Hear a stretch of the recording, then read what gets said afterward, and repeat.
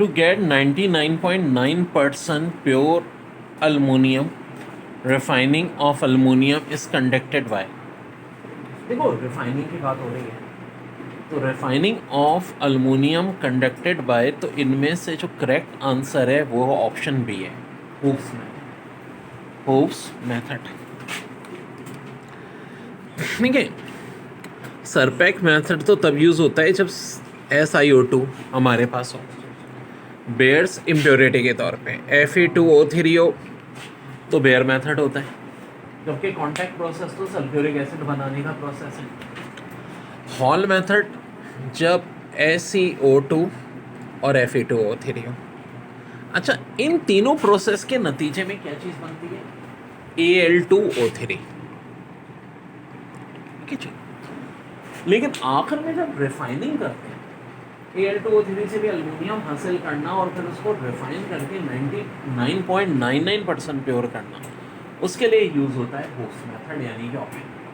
पूछा ये था to get 99.99% pure aluminium refining और aluminium is conducted by Hoopes method. देखो भाई, बड़ी अच्छी MCQs। Copper sulphate is prepared by reacting metallic copper with dilute dash in the presence of air.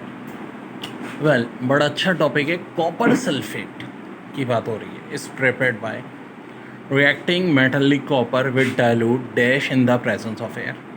तो ये क्वेश्चन होती है भाई, 2 copper plus dilute sulphuric acid और ये एयर से मरा था ऑक्सीजन, तो बनता है कॉपर सल्फेट और बाय प्रोडक्ट के तौर पे मम्मानी। तो करेक्ट ऑप्शन इनमें से कौन सा हो जाएगा? Option B, H2SO4। वैसे भी डाइल्यूट सल्फ्यूरिक एसिड यहाँ पे सिर्फ सल्फ्यूरिक के लिए और प्रैक्टिस कराते हैं। हाइड्रोकार्बन है 10 cm3, 40 cm3 कार्बन डाइऑक्साइड है, 50 cm3 वाटर है। तो देखो, कार्बन डाइऑक्साइड के लिए 40 को डिवाइड किससे करेंगे? 10 से। तो 4 जो आएगी ये आ जाएगी x की वैल्यू, ठीक है जी। और 50 को जब 10 से डिवाइड करेंगे तो y/25 आ जाएगा। तो x4 और y10, यानी कंपाउंड होता है CXHY। हमेशा याद रखो बस इसमें कुछ, तो C4H10 कौन सा कंपाउंड है? ब्यूटेन, नॉर्मल जो हमारा एल्केन होता है। तो भाई वैसा तो इतना बड़ा फार्मूला है, बस आपने याद रखना है कि इस टाइप का जब कोई सवाल आए तो सीधी सादी टारगेट पे नज़र रखो कि एक्स हमेशा आ जाएगा कार्बन डाइऑक्साइड की वॉल्यूम को जो हाइड्रोकार्बन से डिवाइड करके, और वाटर की वॉल्यूम को जब हाइड्रोकार्बन से डिवाइड करोगे वो y/2 आ जाएगा। तो ज़ाहिर है y तो निकला आएगा फिर। पेपर में आया हुआ बड़ा अच्छा कुछ IUPAC आए थे अल्काइल हैलाइड के टॉपिक से, CH3 CH2 CH2I। पूछ रहे थे कि क्या नाम है इसका। तो देखो, 3 कार्बन है और एक हेलोजन ग्रुप है। कौन सा हेलोजन? Iodo group.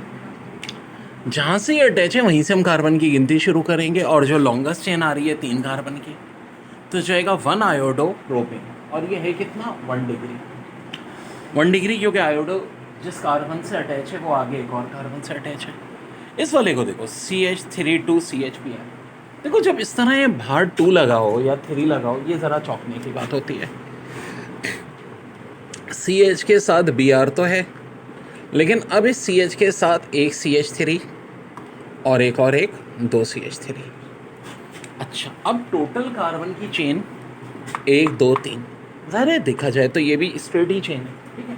लिखने का स्टाइल मैं इसको ऐसे भी लिख सकता हूँ उठा के कि भाई मैं CH3 यहाँ लिख दूँ, बजाय यहाँ के, बात वही है। तो 3 कार्बन की चेन है और ब्रोमो ग्रुप है 2 पे, तो इसका नाम हो जाएगा 2 ब्रोमो प्रोपेन। यहाँ देखिए कितने कार्बन है? 1 2 3 4, लेकिन स्ट्रेट चेन से 3, पहली, दूसरी, तीसरी। और ये जो ब्रोमो है ये कौन से पे है? 2 पे। और ये वाला ग्रुप क्या कहलाएगा? Methyl group. ये भी किस पे? 2 पे है। तो नाम इसको देंगे हम 2 ब्रोमो 2 मिथाइल और प्रोपेन। ये नाम हो गया बच्चों इस कंपाउंड का, 2 ब्रोमो 2 मिथाइल। जनाब, aluminium react with HCl and dilute H2SO4 to form chloride and sulfate with the liberation of dash gas. बड़ा अच्छा है। अल्युमिनियम का रिएक्शन डाइल्यूट HCl या H2SO4 से होता है, तो कौन सा ही गैस बनती है?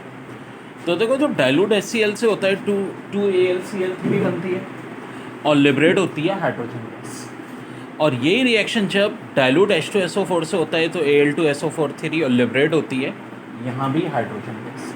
तो दोनों में लिबरेट क्या हो रही है? Hydrogen gas. तो करेक्ट आंसर होगा ऑप्शन बी, हाइड्रोजन गैस। ठीक है जी। डाइल्यूट के साथ अल्युमिनियम HCl और H2SO4 के साथ हमेशा कौन सी गैस बनाएगा? Hydrogen gas. अब देखो, MCQs इसे लेकर आता हूँ कि एक एक कॉन्सेप्ट एंड में क्लियर आपका होता चले। यहाँ देखो, concentrated and hot H2SO4 react with aluminium to form Al2SO4 3 with the liberation of 2Al plus 6H2SO4 concentrated Al2SO4 3 plus 6H2O plus 3SO2। तो करेक्ट आंसर क्या हो जाएगा? Sulphur dioxide. ठीक है, कौन सी गैस अब लिबरेट होगी? कंसनट्रेटेड में सल्फर डाइऑक्साइड। ये बड़ा दिलचस्प आंसर है, यानी ऑप्शन ए। और डाइल्यूट चाहे HCl हो चाहे H2SO4 हो, कौन सी गैस लिबरेट होगी? H2। जो बड़ी प्यारी MCQs थी, borax is prepared by action of NaOH और Na2CO3 ऑन। ऑप्शन ए था मेटाबोरिक, ऑप्शन बी था पायरोबोरिक, ऑप्शन सी था ऑर्थोबोरिक और डी था ऑर्थोबोरिक। इसका करेक्ट आंसर है ऑर्थोबोरिक। अब वो बोलोगे सर ये ऑर्थोबोरिक एसिड कौन सा होता है? अरे मेरे बच्चों, बोरिक एसिड को ही ऑर्थोबोरिक एसिड भी कहते हैं। बोरिक एसिड को ही ऑर्थोबोरिक एसिड भी कहते हैं। अब होता क्या है कि ऑर्थोबोरिक एसिड को चाहे आप NaOH से मिला या Na2CO3 से मिला, क्या बनेगा? बोरेक्स। हाँ, ये अलग बात है कि जब NaOH के साथ मिला रहे हैं तो बाय प्रोडक्ट में 7 वाटर आ रहे हैं, और जब Na2CO3 के साथ मिला रहे हैं तो 6 वाटर के साथ एक कार्बन डाइऑक्साइड भी आ रहे हैं। यानी कि तय ये हुआ कि बोरेक्स की प्रिपरेशन चाहे NaOH से करो चाहे Na2CO3 से करो, मेन चीज़ क्या चाहिए? बोरिक एसिड, जिसका दूसरा नाम होता है ऑर्थोबोरिक एसिड। वेरी वेरी जी, धुआंधार तरीन सवाल जो पेपर में आया था। Vessel initially at STP contains a mixture of 0.7 gram of carbon monoxide and 1.4 gram of N2. Which of the following statement is false? There are in all 0.075 moles of gases present. यार check कर लेते हैं। 0.7 carbon monoxide का मास 28 होता है। 0.7 को 28 से divide करोगे आ जाएगा 0.025। 1.4 ग्राम N2 दिया हुआ है, मॉलिक्यूलर वेट 28 होता है, डिवाइड करोगे 0.050। सम लेके देख लेते हैं 0.075। यस, पहली स्टेटमेंट ट्रू है। चलो दूसरी स्टेटमेंट के लिए कह रहे हैं, if there were this gases were separated at constant pressure the volume of N2 would be twice the gas of CO2। साफ दिख रहा है 0.025 0.050, जिसके मोल्स डबल हैं। किसके मोल्स डबल हैं? ऊपर वाला कार्बन मोनोऑक्साइड का है, नीचे वाला N2 का है, तो ज़ाहिर इसका वॉल्यूम भी डबल होगा। बिल्कुल जी, सही बात हो गई। तीसरा कह रहे हैं volume of the vessel is 1.12, तो इसके लिए मुझे इसको मल्टीप्लाई करना पड़ेगा भाई 22.4 से। मल्टीप्लाई हो गए तो 1.68 आ रहा है, इसका मतलब ये स्टेटमेंट रॉन्ग है। अब जब एक स्टेटमेंट रॉन्ग आ गई और फॉल्स ही पूछिए तो अगली देखने की जरूरत नहीं है, लेकिन चलिए देख लेते हैं। If the nitrogen was withdrawn from the vessel and the temperature stayed constant at 0 degree centigrade, the pressure in the vessel dropped to 0.33 atmosphere. 0.33 atmosphere का मतलब क्या होता है? 1/3। वेट अ मिनट, मैंने अभी कहा कि इसके मोल्स डबल हैं, इसका 1 मोल है, इसके 2 मोल हैं, ठीक है। तो अगर मैं N2 को हटा दूंगा, ठीक है, तो देखो टोटल मोल्स कितने हो गए? 3 मोल, जिनमें से N2 के कितने? 2। तो 1 में से क्या करो? 2/3 माइनस कर दो। 1 में से 2/3 माइनस करेंगे तो क्या आ जाएगा? 1.33। बिल्कुल जनाब, ये स्टेटमेंट भी सही है कि वेसल का प्रेशर 0.33 एटमॉस्फेयर। इसके बाद कुछ बड़ी इंपॉर्टेंट ओड्स अल्युमिनियम की, जिनमें एक तो है क्योलिन, जिसका फार्मूला है Al2O3.2SiO2.2H2। दूसरी है बॉक्साइट। इन देखो फ़र्क क्या है, अब जितनी नीचे वाली हैं सब में Al2O3 तो है, बॉक्साइट में .NH2 है, ठीक है। जीपी साइड में आएंगे तो देखो Al2O3 के साथ .3H2 हो जाएगा, और नीचे आएंगे डायोस्पर में तो Al2O3.H2 हो जाएगा, और कोरंडम में खाली Al2O3 रह जाएगा मेरे प्यारे बच्चों। Aluminium react with alkali metal and form aluminium sodium aluminate with the liberation of dash gas vapour. तो करेक्ट आंसर क्या होगा? H2 gas vapour. 2Al plus NaOH plus H2O से सोडियम अल्यूमिनेट, और 2Al plus 2KOH plus 2H2O से potassium अल्यूमिनेट, और hydrogen gas liberate होगी। यहाँ पर देखें aluminium heated with nitrogen up to 700 degree centigrade it form, तो क्या बनेगा? Aluminium nitride. देखिए बड़ी अच्छी MCQs है। Identify correct statement about electron affinity. अब आखिर ये इलेक्ट्रॉन एफिनिटी होती क्या? तो देखो option A, large electron affinity of halogens are attributed to their small atomic radii and greater attraction for the electrons. ये बात सही है, बिल्कुल सही है। Option A is correct. Option B, the value of electron affinity for fluorine is anomalous because the fluorine atom is very small and the incoming electrons are repelled by the electron already present. बिल्कुल सही। Option C, the addition of second electron to oxygen or sulfur must overcome the repulsion of the negative charge already present on O minus and S minus.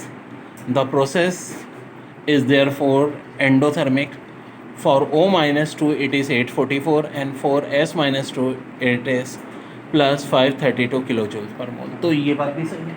तो इसका मतलब all statement बड़ा important है। Which of following is correct for concentrated solution? Which of following is correct for concentrated solution?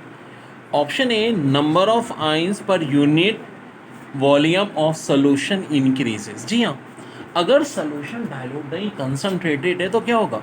Number of ions per unit volume of solution क्या होंगे? Increase होंगे, बहुत ज़्यादा होंगे। छोटे से वॉल्यूम में नंबर ऑफ आइंस ज़्यादा होंगे, अगर सोल्यूशन कंसंट्रेटेड है तो बहुत करीब करीब होंगे, ठीक है। डाइल्यूट है तो भाई फिर ये बहुत दूर होंगे। दूसरी बात कह रहे हैं कि the distance between ion decrease causing stronger inter ionic attraction. 100% true, क्योंकि जब डिस्टेंस कम होगा तो क्या बढ़ेगी भाई? स्ट्रॉन्गर इंटर आयोनिक अट्रैक्शन बहुत ज़्यादा होगी। यही वजह है कि बात हो रही है किसकी चीज़? Concentrated solution. फिर अगला पॉइंट क्या कह रहे हैं? Migration of ion becomes more difficult and the conductance decreases with increase in concentration. Migration of ion जो होती है वो क्या होती है? मोर डिफिकल्ट हो जाती है, और कंडक्टेंस क्या होती है? डिक्रीज होती है विद इंक्रीज इन कंसंट्रेशन, ठीक है। माइग्रेशन आयन की जो होती है डिफ़िकल्ट हो जाती है, और कंडक्टेंस जो है वो डिक्रीज होती है विद इंक्रीज इन कंसंट्रेशन। तो सारी बातें ही सही हैं, ठीक है, क्योंकि माइग्रेशन ऑफ आयन क्या होगी? डिफ़िकल्ट हो जाएगी ना, कंडक्टेंस डिक्रीज होगी जैसे जैसे इंक्रीज होगी कंसंट्रेशन। तो ऑल ऑफ देम आर। देखिए बड़ी अच्छी MCQs है। इथाइल क्लोराइड या इथाइल आयोडाइड दोनों में सेम रिएक्शन होता है। On the reduction with dash produces ethane, nation hydrogen is obtain from zinc copper couple and ethanol. तो किसके साथ रिएक्ट करता है रिडक्शन विद? तो करेक्ट आंसर है नेसेंट हाइड्रोजन, यानी कि इन ऑप्शन में से अगर देखा जाए तो ऑप्शन बी। एक्चुअली होता क्या है? इथाइल अल्को आयोडाइड हो, इथाइल क्लोराइड हो, जब नेसेंट हाइड्रोजन से रिएक्ट होता है, एक हाइड्रोजन इधर C2H5 के साथ आता है, इथेन बना देता है, और दूसरा हाइड्रोजन हेलोजन चाहे वो क्लोरीनो आयोडीनो उसके साथ चला जाता है। अब ये जो जिंक और कॉपर का कपल है और इथाइल अल्कोहल, उसका रिएक्शन कुछ ऐसे होता है। जिंक जो है ये C2H5O को मिला लेता है, नेसेंट हाइड्रोजन और कॉपर हमारे पास अलग से हासिल होता है। बच्चों बड़ी प्यारी MCQs। लॉफिंग गैस का फार्मूला बहुत ही पूछते हैं, N2O, आसानी के लिए N2। और भाई H3PO3 ऑप्शन ए था इस डायप्रोटिक एसिड, ऑप्शन बी था strong reducing agent, option C था बोथ हैं।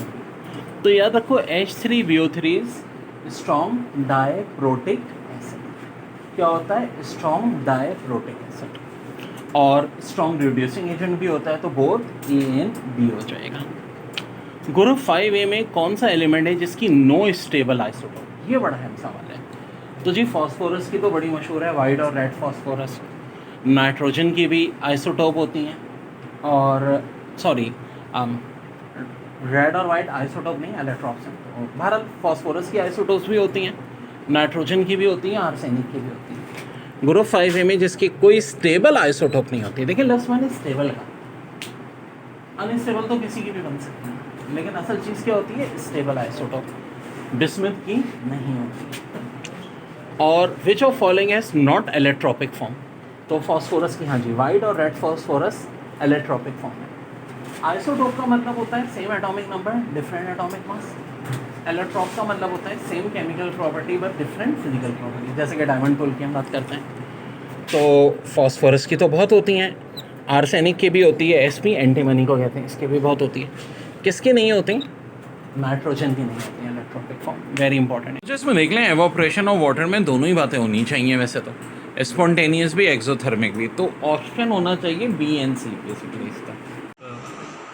ओके बच्चों, बेंजीन के यूजेस कहाँ कहाँ होते हैं, नाइट्रोबेंजीन बनाने में, डाइज बनाने में, ड्रग बनाने में, DDT बनाने में, ड्राई क्लीनिंग में एज ए सॉल्वेंट यूज़ होता है, मोटर फ्यूल में। अब देखो स्ट्रक्चर में सबसे अच्छा तो स्ट्रक्चर जो था पहले दिया था 1866 में, वो दिया था कैकुल ने, ऑल्टरनेट डबल बॉन्ड। अच्छा कैकुल ने कार्बन की वैलेंसी 4 होती है ये भी बताया था। फिर कैकुल ने 1872 में बेहतर स्ट्रक्चर दिया जिससे ऑल्टरनेशन का पता चलेगा, एक बार अगर इस साइड पे होंगे तो अगली बार दूसरी साइड पे होंगे। आर्मस्ट्रॉन्ग और बेयर का स्ट्रक्चर एक ही जैसा था, 1887 में आर्मस्ट्रॉन्ग का आया था, बेयर का 1892 में, ये अंदर को जाकर का इलेक्ट्रॉन, ऐसा नहीं था इन्होंने कॉपी की। उस ज़माने में साइंटिस्ट अलग अलग मुल्क में रहते थे तो किसी के रिजल्ट किसी तक पहुँचने के नहीं थे। और दीवार साहब ने क्या किया था, अपने नाम की तरह दीवारें बनाई थी ऐसे ऐसे करके। पर आजकल कौन सा स्ट्रक्चर चलता है, ये मॉडर्न फार्मूला, ठीक है जी। सो इसमें से ये MCQs पे बेसिकली पूछ रहे थे कि सबसे पहले स्ट्रक्चर किसने दिया था, कैकुल ने दिया था, और मॉडर्न स्ट्रक्चर कैसा है जी, वो ऐसा है। Indicate the correct statement. HNO3 is a strong acid because it reacts easily with water to form hydronium ion. क्या ऐसा होता है, जी हाँ, HNO3 स्ट्रॉन्ग एसिड इसलिए है क्योंकि ये जब वाटर के साथ रिएक्ट करता है तो हाइड्रोनियम आयन बनाता है, बिल्कुल बनाता है जी। दूसरी बात, HNO3 is monoprotonic acid because it loss only 1 H positive. जब ये लॉस करता है तो सिर्फ एक H पॉजिटिव आयन करता है, इसलिए भी इसको क्या कहा जाता है, मोनोप्रोटोनिक। दूसरी बात, HNO3 neutralize bases and as it act an acid, जो कि बेस को न्यूट्रलाइज करता है इसलिए क्या होता है, एसिड होता है। यहाँ तक नोट डाउन कर देखिए, covalent bond is different in a way, तो करेक्ट आंसर है it is form by mutual sharing. Option B, benzene show saturated nature due to, तो करेक्ट आंसर है D, localisation of pi electrons. जो देखो बड़ा अच्छा था, the replacement of H plus by other group on benzene ring is called, यानी जो H plus का इजाफा होता है क्या, nucleophilic, nucleophilic substitution, electrophilic substitution, तो करेक्ट आंसर है इलेक्ट्रोफिलिक सब्सटीट्यूशन। फिर फार्मूला पूछा है प्रोपानोइक एसिड जिसका कॉमन नेम प्रोपियोनिक एसिड है, तो भाई 3 कार्बन का वैसे भी यही एक ऑप्शन है C3H6O2, लेकिन एक चीज़ और भी याद रखो कि जो कार्बोक्सिलिक एसिड और ईस्टर हैं उनका जनरल फार्मूला ये होता है CnH2nO2, और ऑफ कोर्स ये चल रहा है 3 कार्बन है, हाइड्रोजन इसके डबल है और 2 ऑक्सीजन है, तो मेरे भाई ये क्या होगा आपका, लाजमी सी बात है जनाब, प्रोपानोइक एसिड होगा। फिर पूछ रहे हैं NaCl कौन सा कंपाउंड है, तो जी आयोनिक कंपाउंड है। NaCl का फार्मूला मास 58.44 ग्राम पर मोल या 58.5, ऑप्शन में यही दिया था 58.44। तो ऑर्गेनिक कंपाउंड किस चीज़ में सोलूबल नहीं होते हैं, नॉट सोलूबल इन वाटर।